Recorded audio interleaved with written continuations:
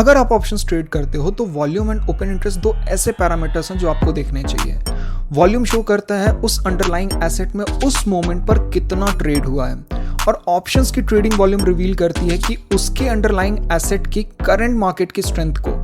अगर प्राइस में बड़ा चेंज आ रहा है और साथ ही वॉल्यूम भी बढ़ रहा है तो जिस डायरेक्शन में प्राइस मूव कर रहा है उसकी स्ट्रेंथ सॉलिड होती है, और अगर प्राइस बढ़ रहा है और ट्रेडिंग वॉल्यूम भी कम है तो उसके डायरेक्शनल मूवमेंट की स्ट्रेंथ भी कम होती है।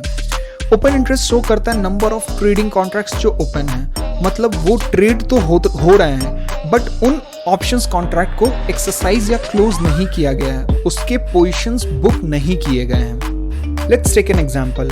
मारिया 10 लॉट ऑफ निफ्टी 18,000 के स्ट्राइक प्राइस अगस्त सीरीज को बाय करती है एंड उसी वक्त गौतम सेल करता है सेम स्ट्राइक प्राइस की ऑप्शंस कॉन्ट्रैक्ट को।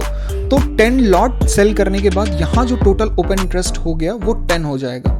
1 घंटे बाद मारिया ने 10 लॉट सेल करके अपना पोजीशन बुक कर लिया एंड उसी वक्त गौतम ने भी अपना पोजीशन बाय करके बुक कर लिया।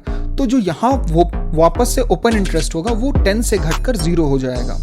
एंड अगर गौतम ने अपना पोजीशन उस समय बुक नहीं किया एंड मारिया ने अपना पोजीशन सेल कर दिया और उसी वक्त कोई और थर्ड ट्रेडर आकर वही सेम 10 लॉट सेम कॉन्ट्रैक्ट का सेम स्ट्राइक प्राइस बाई करता है तो ओपन इंटरेस्ट 10 का 10 ही रह जाएगा। सो इसीलिए ट्रेडर्स ऑप्शन कॉन्ट्रैक्ट की वॉल्यूम एंड ओपन इंटरेस्ट को यूज करते हैं। जैसे अगर कॉन्ट्रैक्ट का वॉल्यूम बढ़कर ओपन इंटरेस्ट से ज्यादा हो जाता है तो मतलब यही है कि उस ऑप्शंस कॉन्ट्रैक्ट में उस दिन ट्रेडिंग बहुत ज्यादा हुआ है, और जिन ऑप्शंस का ओपन इंटरेस्ट ज्यादा होता है उसमें बायर्स एंड सेलर्स भी ज्यादा होते हैं, मतलब उस ऑप्शंस में ट्रेड करने से आपका जो ऑर्डर है वो जल्दी एग्जीक्यूट हो जाएगा और स्प्रेड्स भी कम आते हैं। इसके बारे में मैंने एक इन डिटेल वीडियो बना रखा है जो आपको आई बटन पे दिख जाएगा। एंड अगर आपको इन डिटेल वीडियो चाहिए कि आप इस डेटा को कैसे अपने ट्रेडिंग्स में यूज कर सकते हो तो कमेंट में मुझे लिखकर बताओ। And don't forget to subscribe this channel. Till then thank you and happy trading.